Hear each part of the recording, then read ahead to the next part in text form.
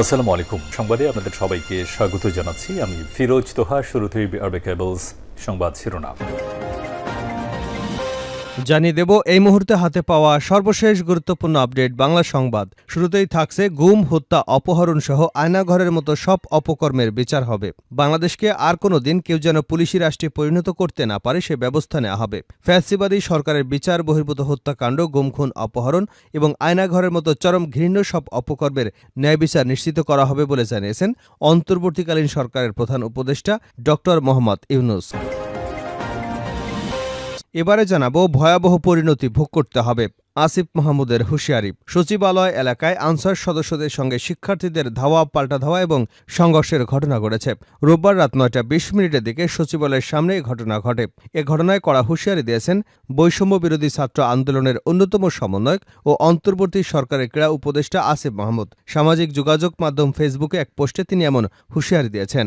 পোস্টে আসিফ মাহমুদ বলেন, কোনো ষড়যন্ত্রই ছাত্র জনতার অভ্যুত্থানকে ব্যর্থ করতে যথেষ্ট হবে না। জুডিশিয়াল কু, পথভ্রষ্ট আনসার কু এর উদাহরণের পরেও যদি সাবধান না হন তবে ভয়াবহ পরিণতি ভোগ করতে হবে। জানাবো গুরুতর আহত হয়ে ঢাকা মেডিকেলে ভর্তির সমন্বয়ক হাসনাত আবদুল্লাহ। রাজধানীর সচিবালয় এলাকায় আনসার সদস্যদের সঙ্গে শিক্ষার্থীদের সংঘর্ষে গুরুতর আহত হয়েছেন বৈষম্যবিরোধী ছাত্র আন্দোলনের অন্যতম সমন্বয়ক হাসনাত আবদুল্লাহ। তাকে ঢাকা মেডিকেল কলেজ হাসপাতালে ওয়ান স্টপ ইমার্জেন্সি সেন্টারে নিয়ে আসা হয়েছে। রোববার রাত 11টার দিকে অসুস্থ অবস্থায় তাকে হাসপাতালে নিয়ে আসা হয়। এর আগে রাত 9টা 20 দিকে সচিবালয়ের সামনে সংঘর্ষের ঘটনা ঘটে। এবারে থাকছে সচিবালয় ও প্রধান উপদেষ্টার বাসভবনের আশেপাশে সভা সমাবেশ নিষিদ্ধ। ডিএমপি নিউজ জানায়, ঢাকা মহানগর পুলিশের কমিশনার মোহাম্মদ মইনুল হাসান রোববার এক গণবিজ্ঞপ্তিতে বলেন, সাম্প্রতিক উদ্বুদ্ধ পরিস্থিতি মোকাবেলায় জনশৃঙ্খলা রক্ষার্থে ঢাকা মেট্রোপলিটন পুলিশ অর্ডিন্যান্সের 29 ধারায় অর্পিত ক্ষমতা বলে সোমবার থেকে পরবর্তী নির্দেশ না দেওয়া পর্যন্ত বাংলাদেশ সচিবালয় এবং মাননীয় প্রধান উপদেষ্টার সরকারি বাসভবনের আশপাশ এলাকায় কোনো প্রকার সভা সমাবেশ, মিছিল, শোভাযাত্রা, বিক্ষোভ প্রদর্শন ইত্যাদি নিষিদ্ধ করা হয়েছে। জানিয়ে দেব, স্বৈরাচারের ট্রাম্প কার্ড সব হাওয়ায় মিলিয়ে যাবে। আনসার সদস্যরা টানা 10.5 ঘণ্টা সচিবালয় উপদেষ্টা, কর্মকর্তা, কর্মচারীদের অবরুদ্ধ করে রাখে। খবর পেয়ে শিক্ষার্থীরা সচিবালয়ে গিয়ে ধাওয়া দিয়ে তারা পালিয়ে যান। আনসার সদস্যদের এ ধরনের কর্মকাণ্ডকে স্বৈরাচারের ট্রাম্প কার্ড হিসেবে উল্লেখ করেন অবসরপ্রাপ্ত অতিরিক্ত সচিব মাহবুব কবির মিলন। এবং সর্বশেষ জানাবো বিএনপি সমমনাদের বৈঠক, সংকট নিরসন সহ সুষ্ঠু নির্বাচনের রোডম্যাপের আহ্বান। ছাত্র জনতার গণঅভ্যুত্থানের পর যুগপৎ আন্দোলনে থাকা সমমনা দল ও জোটগুলোর সঙ্গে চলমান পরিস্থিতি নিয়ে আলোচনা শুরু করেছে বিএনপি। এতে দেশে সৃষ্ট সংকট নিরসনে অন্তর্বর্তীকালীন সরকারকে সহযোগিতা করতে একমত হন নেতারা। একই সঙ্গে যৌক্তিক সময়ে সুষ্ঠু নির্বাচনের রোডম্যাপ ঘোষণা করতে অন্তর্বর্তীকালীন সরকারকে আহ্বান জানানো হয়। এতক্ষণ শিরোনাম শুনছিলেন, এবার বিস্তারিত। প্রিয় দর্শক, আপনি যদি এই চ্যানেলে নতুন হয়ে থাকেন, ভিডিওটি দেখতে দেখতে চ্যানেলটি সাবস্ক্রাইব করে আমাদের সঙ্গে থাকুন। আর এই ভিডিও সম্পর্কে আপনি আপনার মূল্যবান মতামতটি কমেন্ট বক্সে জানিয়ে দিন। আর হ্যাঁ প্রিয় দর্শক, জানিয়ে দিন ভিডিওটি কোথা থেকে দেখছেন। গুম, হত্যা, অপহরণ সহ আয়নাঘরের মতো সব অপকর্মের বিচার হবে ড. মোহাম্মদ ইউনূস। বাংলাদেশকে আর কোনো দিন কেউ যেন পুলিশি রাষ্ট্রে পরিণত করতে না পারে সে ব্যবস্থা নেওয়া হবে। ফ্যাসিবাদী সরকারের বিচার বহির্ভূত হত্যাকাণ্ড, গুম, খুন, অপহরণ এবং আয়নাঘরের মতো চরম ঘৃণ্য সব অপকর্মের ন্যায় বিচার নিশ্চিত করা হবে বলে জানিয়েছেন অন্তর্বর্তী সরকারের প্রধান উপদেষ্টা ড. মোহাম্মদ ইউনূস। রোববার সন্ধ্যা 7:30টায় জাতির উদ্দেশ্যে দেওয়া ভাষণে এসব কথা বলেন তিনি। ড. মোহাম্মদ ইউনূস বলেন, একটা বিষয়ে সবাইকে জানাতে আগ্রহী, কখন আমাদের সরকার বিদায় নেবে এটার জবাব আপনাদের হাতে। কখন আমাদের বিদায় দেবেন? আমরা কেউ দেশ শাসনের মানুষ নই, আমরা নিজ নিজ পেশায় আনন্দ পাই। আমাদের উপদেষ্টা মণ্ডলীয় এই লক্ষ্যে উদ্বুদ্ধ হয়ে সবাই মিলে একটা টিম হিসেবে কাজ করে যাচ্ছে। প্রধান উপদেষ্টা বলেন, কখন নির্বাচন হবে সেটা সম্পূর্ণ রাজনৈতিক সিদ্ধান্ত, আমাদের সিদ্ধান্ত নয়। দেশবাসীকে ঠিক করতে হবে আপনারা কখন আমাদের ছেড়ে দেবেন। আমরা ছাত্রদের আহ্বানে এসেছি, তারা আমাদের প্রাথমিক নিয়োগকর্তা। দেশের আপামার জনসাধারণ আমাদের নিয়োগ সমর্থন করেছেন। আমরা ক্রমাগতভাবে সবাইকে বিষয়টি স্মরণ করিয়ে যাব, যাতে হঠাৎ করে এই প্রশ্ন উত্থাপিত না হয় যে আমরা কখন যাব। তারা যখন বলবে আমরা চলে যাব।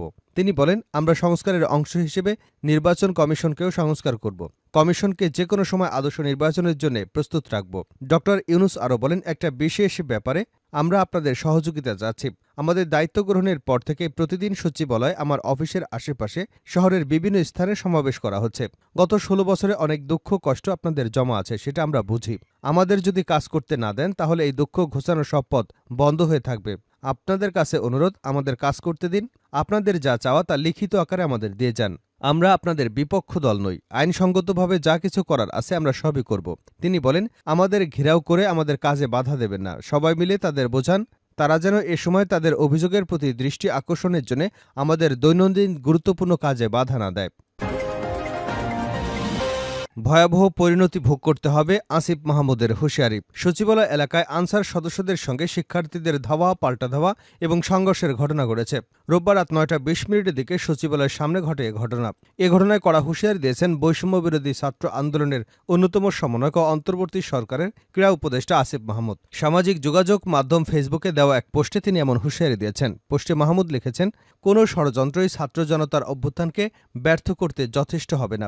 জুডিশিয়াল কু, পদভ্রষ্ট আনসার কু এর উদাহরণের পরেও যদি সাবধান না হন তবে ভয়াবহ পরিণতি ভোগ করতে হবে। চাকরি জাতীয়করণের দাবিতে রোববার সকাল থেকে সচিবালয়ের সামনে বিক্ষোভ করছিলেন আনসার সদস্যরা। এক পর্যায়ে দুপুরে সচিবালয়ে ঢুকে পড়েন বিক্ষোভকারী আনসারের এক অংশ। তারা সচিবালয় আইনশৃঙ্খলা বাহিনীর বাধা উপেক্ষা করে ভেতরে ঢুকে পড়েন। পরে স্বরাষ্ট্র উপদেষ্টা লেফটেন্যান্ট জেনারেল অবসরপ্রাপ্ত মোহাম্মদ জাহাঙ্গীর আলম তাদের প্রতিনিধিদের দাবি মেনে নেবার আশ্বাস দিলে তারা আন্দোলন স্থগিত করবার ঘোষণা দেন। কিন্তু এর কিছুক্ষণ পর আবারও আন্দোলন শুরু করে আনসার সদস্যরা। এ সময় দাবি আদায় না হওয়া পর্যন্ত আন্দোলন চালিয়ে যাবার ঘোষণা দেন তারা। পরে সচিবালয় শিক্ষার্থীদের উপর হামলা চালায় আনসার সদস্যরা। রাত ৯:৩০টার দিকে হামলার ঘটনা ঘটে। হামলায় অন্তত ২০ জন শিক্ষার্থী আহত হয়েছে বলে জানা গেছে। আহতদের ঢাকা মেডিকেল কলেজ হাসপাতালে ভর্তি করা হয়েছে। পরবর্তীতে ছাত্রদের তীব্র বাধার মুখে আনসার সদস্যরা সচিবালয় এলাকা থেকে হাতজোড় করে ক্ষমা চেয়ে পালিয়ে যেতে বাধ্য হয়। গুরুতর আহত হয়ে ঢাকা মেডিকেল কলেজে ভর্তি সমন্বয়ক হাসনাত আব্দুল্লাহ। রাজধানীর সচিবালয় এলাকায় আনসার সদস্যদের সঙ্গে শিক্ষার্থীদের সংঘর্ষে গুরুতর আহত হয়েছেন বৈষম্য বিরোধী ছাত্র আন্দোলনের অন্যতম সমন্বয়ক হাসনাত আব্দুল্লাহ। তাকে ঢাকা মেডিকেল কলেজ হাসপাতালে ওয়ান স্টপ ইমার্জেন্সি স্টোরে ভর্তি করা হয়েছে। রবিবার রাত ১১টার দিকে অসুস্থ অবস্থায় তাকে হাসপাতালে নিয়ে আসা হয়। এর আগে রাত ৯:২০ দিকে সচিবালয়ের সামনে সংঘর্ষের ঘটনা ঘটে। ঢামেক হাসপাতালের পুলিশ ক্যাম্পের ইনচার্জ পরিদর্শক বাচ্চু মিয়া বলেন, বৈষম্য বিরোধী ছাত্র আন্দোলনের অন্যতম সমন্বয়ক সচিবালয়ে অসুস্থ হয়ে পড়লে তাকে ঢাকা মেডিকেল কলেজ হাসপাতালে নিয়ে আসা হয়। বর্তমানে ওয়ান স্টপ ইমার্জেন্সি সেন্টারে তার চিকিৎসা চলছে। সচিবালয় অবরুদ্ধ থাকায় হঠাৎ তিনি জরুরি বিভাগের ওসিকে তাকে অক্সিজেন লাগিয়ে রাখা হয়েছে। চিকিৎসক জানিয়েছেন তার বড় ধরনের কোনো সমস্যা হয়নি। সরজমিনে গিয়ে দেখা যায় বৈষম্য বিরোধী ছাত্র আন্দোলনের দুই সমন্বয়ক হাসনাত আব্দুল্লাহ ও সার্জিস আলমকে আটকে রাখার খবরে সচিবালয়ের উদ্দেশ্যে রওনা হন ঢাকা বিশ্ববিদ্যালয়ের শিক্ষার্থীরা। এ সময় আনসার সদস্যরা শিক্ষার্থীদের ধাওয়া করে। এ সময় কয়েকজন শিক্ষার্থীকে লাঠিপেটা করে আনসার সদস্যরা। পরে শিক্ষার্থীরা ইটপাটকেল নিক্ষেপ করলে আনসার সদস্যরা পিছু হটে। প্রথম দিকে দুটি পক্ষে ধাওয়া পাল্টা দেওয়া হলে এক পর্যায়ে সেনাবাহিনী ও সাধারণ শিক্ষার্থীদের সহায়তায় পরিস্থিতি নিয়ন্ত্রণে আসে। এ সময় পরিস্থিতি নিয়ন্ত্রণে আনতে সেনাবাহিনীর সদস্যরা কয়েক রাউন্ড ফাঁকা গুলি ছুড়লে এবং পুলিশ কয়েকটি সাউন্ড গ্রেনেড ছুড়লে পরিস্থিতি নিয়ন্ত্রণে আসে। এর আগে রাত ৮টার দিকে হাসনাত আব্দুল্লাহ ও সার্জিস আলম তাদের ফেসবুক পোস্টে আটক রাখার বিষয়টি জানালে বিক্ষুব্ধ শিক্ষার্থীরা রাজু ভাস্কর্যের পাদদেশে জমা হতে থাকে। পরে রাত ৯টার দিকে সচিবালয়ের উদ্দেশ্যে যাত্রা শুরু করে। সচিবালয় ও প্রধান উপদেষ্টার বাসভবনের আশেপাশে সভা সমাবেশ নিষিদ্ধ। বাংলাদেশ সচিবালয় এবং প্রধান উপদেষ্টার সরকারি বাসভবন যমুনার আশেপাশে এলাকায় সব ধরনের সভা সমাবেশ, মিছিল, শোভাযাত্রা, বিক্ষোভ নিষিদ্ধ করে গণবিজ্ঞপ্তি দিয়েছে মেট্রোপলিটন পুলিশ। ডিএমপি নিউজ জানায়, ঢাকা মহানগর পুলিশের কমিশনার মোহাম্মদ মইনুল হাসান রোববার এক গণবিজ্ঞপ্তিতে বলেন, সাম্প্রতিক উদ্বুদ্ধ পরিস্থিতি মোকাবেলায় জনশৃঙ্খলা রক্ষার্থে ঢাকা মেট্রোপলিটন পুলিশ অর্ডিন্যান্সের ২৯ ধারায় অর্পিত ক্ষমতা বলে সোমবার থেকে পরবর্তী নির্দেশ না দেওয়া পর্যন্ত বাংলাদেশ সচিবালয় এবং মাননীয় প্রধান উপদেষ্টার সরকারি বাসভবন যমুনার আশেপাশে যে কোনো প্রকার সভা সমাবেশ, মিছিল, শোভাযাত্রা ও বিক্ষোভ প্রদর্শন ইত্যাদি নিষিদ্ধ করা হয়েছে। পরবর্তী নির্দেশ না দেওয়া পর্যন্ত এ আদেশ বলবৎ থাকবে। বিএনপি সমমনাদের বৈঠক, সংকট নিরসন সহ সুষ্ঠু নির্বাচনের রোডম্যাপের আহ্বান। ছাত্র জনতার গণঅভ্যুত্থানের পর যুগপৎ আন্দোলনে থাকা অন্যান্য দল এবং জোটগুলোর সঙ্গে চলমান পরিস্থিতি নিয়ে আলোচনা শুরু করেছে বিএনপি। রোববার ১২ দলীয় জোট এবং জাতীয়তাবাদী সমমনা জোটের সঙ্গে বৈঠক করেছে দলটি লিয়াজো কমিটি। এতে দেশে সৃষ্ট সংকট নিরসনে অন্তর্বর্তীকালীন সরকারকে সহযোগিতা করতে একমত হন তারা। একই সঙ্গে যৌক্তিক সময় সুষ্ঠু নির্বাচনের রোডম্যাপ ঘোষণা করতে অন্তর্বর্তীকালীন সরকারকে আহ্বান জানানো হয়। রোববার সন্ধ্যায় গুলশান গুলশানে বিএনপি চেয়ারপারসনের কার্যালয়ে পৃথকভাবে ১২ দলীয় জোট ও জাতীয়তাবাদী সমমনা জোটের সঙ্গে বৈঠক করেন লিয়াজোঁ কমিটির প্রধান এবং স্থায়ী কমিটির সদস্য নজরুল ইসলাম খান।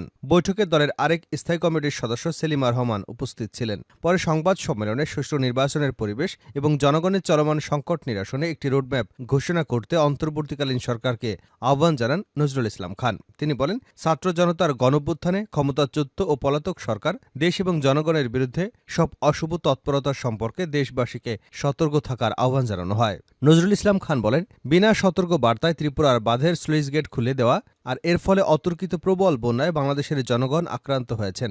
এসব বিবেচনায় সব নদের প্রবাহ ও নির্মিত বাঁধগুলোর প্রতিক্রিয়া নিয়ে পর্যালোচনা এবং তার ভিত্তিতে প্রয়োজনীয় ব্যবস্থা নেবার জন্য সরকারের প্রতি আহ্বান জানানো হয়। তিনি আরও বলেন, বৈঠকে বিএনপি ও ১২ দলীয় জোটের সব দল বন্যায় সহায়তায় যথাসাধ্য তৎপরতা চালাচ্ছে।